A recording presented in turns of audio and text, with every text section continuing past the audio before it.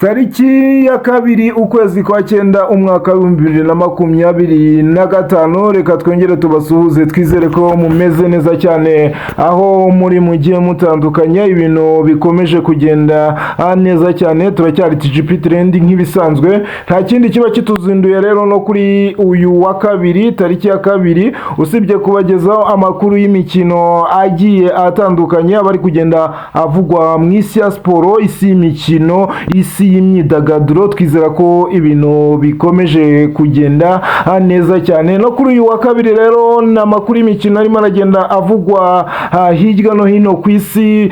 Transfer ku mugani burayi zaraye zikrozinze mu ijoro ryakeye, abakinnyi utagiye yasigaye. Hano mu Rwanda ni imikino ya gicuti, APR Football Club yagiye ari muri Sekafa Kagame Cup. Ni byinshi birimo biragenda bivugwa mu isi ya siporo mu bijyanye n'imikino. Reka rero amakuru yacu y'imikino tuyatangire hano iwacu mu Rwanda ku munsi w'ejo ku wa mbere, ubwo byari tariki ya mbere n'ubundi Nzeri 2025.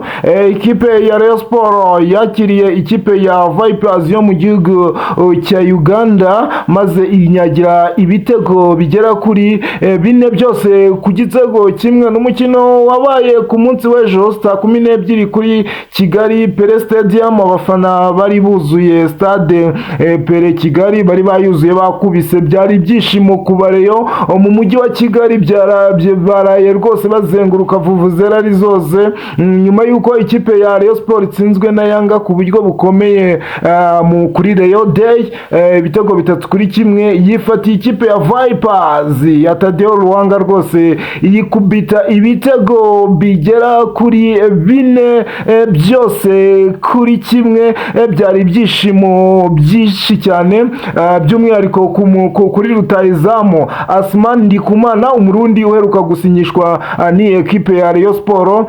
Igitego rero cya mbere cyabonetse ku munota wa kabiri gusa, gitsinzwe na Moses Wisa, umukinnyi wa Vipers, ku makosa y'abadefenseur ba Rayon Sport, ubwo Bayisenge Emery yananirwaga gukura umupira imbere y'izamu, bakamangamanga uwo bita Moses Wisa rekuri shot rikomeye cyane inyuma y'ubuga rw'amahina, maze aterekamo igitego cya mbere cya Vipers. Abanshi batangira kuvuga bati Rayon Sport ishobora kuba igiye kongera gukubitwa mu mukino wa gicuti nk'uko byagenze kuri Young Africa, ariko Rayon Sport yagerageje gukina ku buryo bukomeye cyane, igenda igerageza ibijyanye no gusatira, ubona yuko bari bafite ishyaka ryinshi cyane. Byasabye umunota wa 35 kugira ngo Yves Habimana aterekamo igitego cya mbere, igitego cyiza cyane rwose cya rutahizamu, aterekamo igitego cyo kwishyura.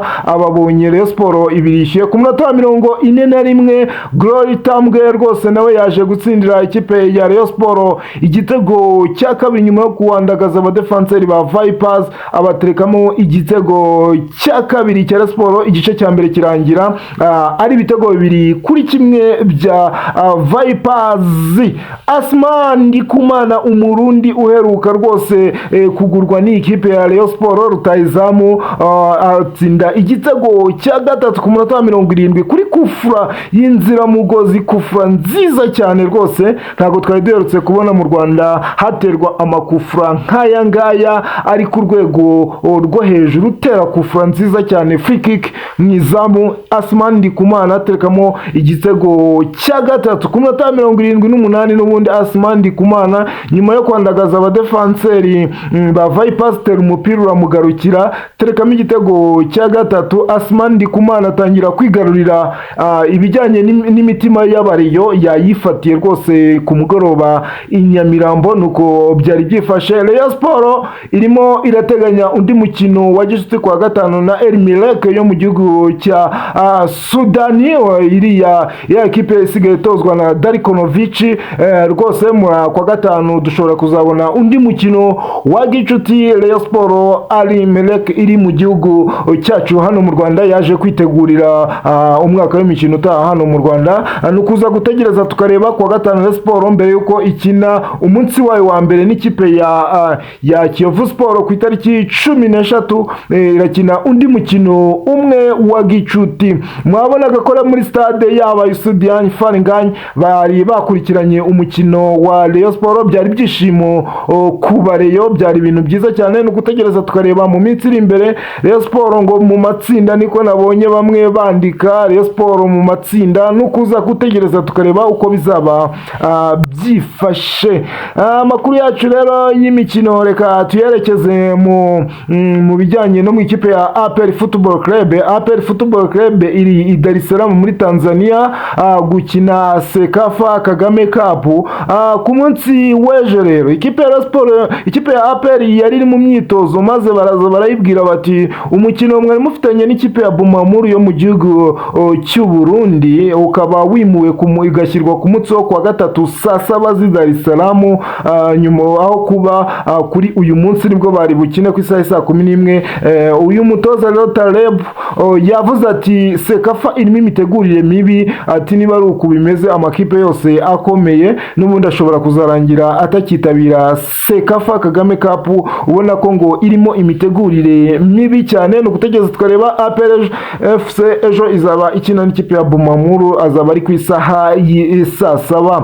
Mu ikipe y'igihugu Amavubi rero kuri uyu wa kabiri nibwo bahagurutse mu rukerera, nibwo bahagurutse i Kigali berekeza Oyo mu gihugu cya Nigeria gukina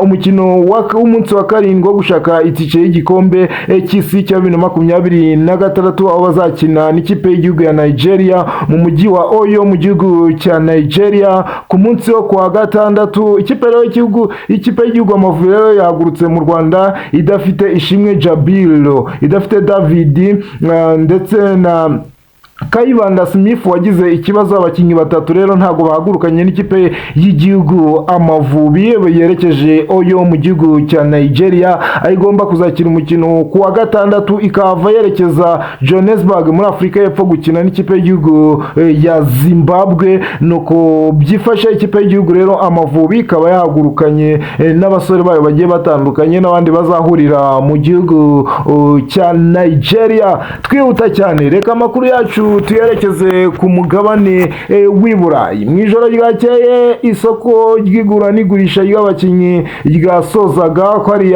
ku mugabane w'i Burayi byari bicika, uwagiye yagiye, uwasigaye yasigaye. Usibye umukinnyi uri free agent niwe wemerewe kwerekeza mu yindi kipe, naho ibijyanye no kugurisha ntago bigikunda, uwasigaye yasigaye. Nabaye abakinnyi baraye bakoze move bava mu makipe amwe berekeza mu yandi, usibye Alexandre Isaac wavugishije abantu benshi. Kera kabaye yaraye asize umukono ku masezerano y'imyaka 5 ashobora kuzongerwaho undi mwaka umwe kuri miliyoni 125 z'amayero. Akaba abaye n'umukinnyi wa mbere mu mateka ya Premier League uguzwe amafaranga menshi cyane.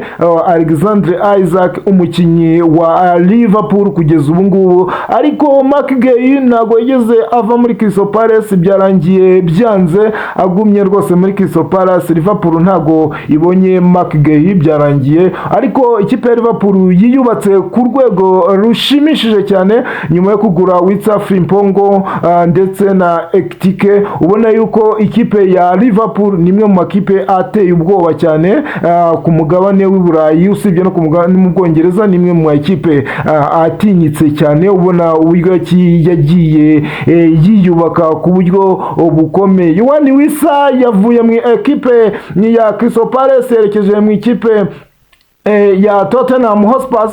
Yohani Wissa nawe akaba yaraye akoze move yerekeje mu ikipe ya Tottenham Hotspur. Randal Koeman PSG yamutije mu ikipe ya Tottenham Hotspur ku mugoroba. Randal Koeman nawe akaba yerekeje mu ikipe ya Tottenham Hotspur nk'inizanyo hariya rwose. Ubona yuko byarangiye. Nicolas Jackson byarangiye yerekeje mu ikipe ya Bayern Munich ku ntizanyo ya Chelsea irimo na clause yuko nibamushima bazamugura miliyoni 65 z'amayero. Reece Nelson yatijwe mu ikipe ya Brentford n'ikipe ya Arsenal. Jadon Sancho yerekeje mu ikipe ya Aston Villa avuye mu ikipe ya Manchester United. Manchester United kandi yasinyishije umunyezamu w'umubirigi uvuye mu ikipe ya Royal Antwerp mu gihugu muri shampiyona y'ababirigi bamwita San Lamens, akaba aje guhanganira umwanya na Andre Onana ndetse na Baindi.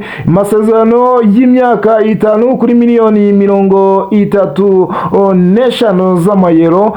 Uyu musore San Lamens akaba yerekeje muri ekipe ya Manchester United. Jorginho Donnarumma yerekeje mu ikipe ya Manchester City nyuma yuko Ederson Moraes akoze move yerekeza mu ikipe ya Fenerbahce mu gihugu cya Turukiya. Bamwita Donnarumma akaba yamaze kuba umunyezamu wa Manchester City. Ubona ko amakipe yagiye yiyubaka ku buryo bukomeye. Reka dusoreze rero kuri Erik ten Hag.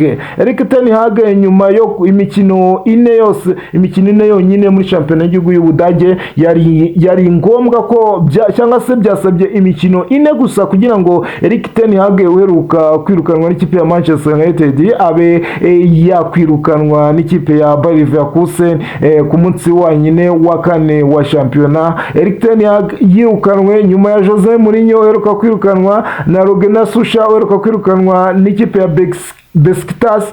Abatoza bose batatu baheruka uko bakurikiranye mu ikipe ya Manchester United birukanwe mu cyumweru kimwe mu ma ekipe yabo.